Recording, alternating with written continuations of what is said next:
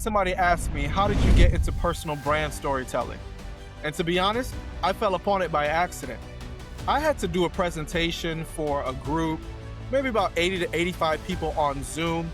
And I remember that morning, I really struggled as to whether I was going to give this presentation, whether I was going to give my personal brand story. I was like, man, I don't know if I want people in my business like that, right? Like, do I need to put it all out there? And so I said, you know what, let me have another presentation ready. So I had that presentation ready and I was going to give that presentation because I said, I don't want to do the personal brand story. So I'm just going back and forth. Am I going to do this? Am I not? Like, what am I going to do? And I'm so glad that at the very last kind of minute, I decided to do the personal brand story. I didn't really think that I had a story, and I think that happens with a lot of people. They don't really think they have a story. It's not dramatic. Maybe they didn't go from rags to riches.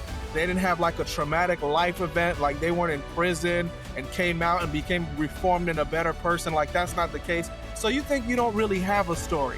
And that's kind of how I felt. I didn't think my life was all that dramatic, right?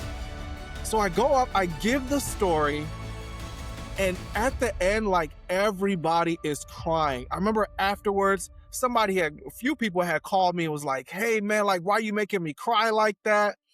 And I didn't think that my story was gonna have that much of an effect. When I would tell my story at presentations, people would come to me and want to work with me. And I would ask them, like, why did you want to work with me? And they was like, I liked your story. And I'm like, oh my gosh, are you serious? Like, I could be robbing you blind. You wanted to work with me just because of the story? And guys, that is the power of a personal brand story.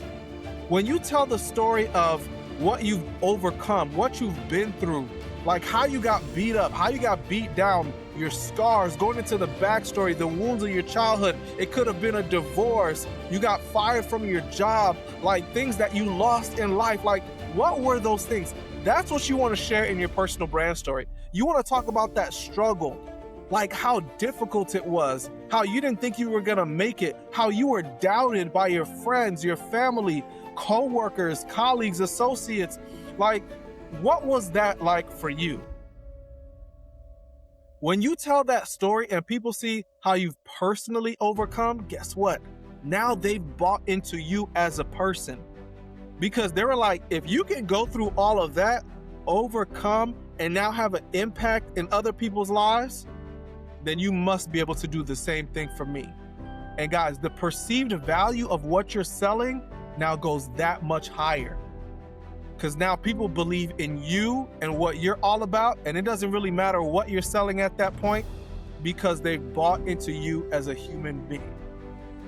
That's why I tell the personal brand story.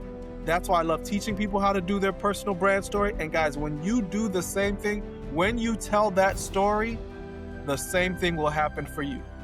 If you want to learn more about personal brand storytelling, then subscribe to my newsletter. I'll put a link down below in the comments.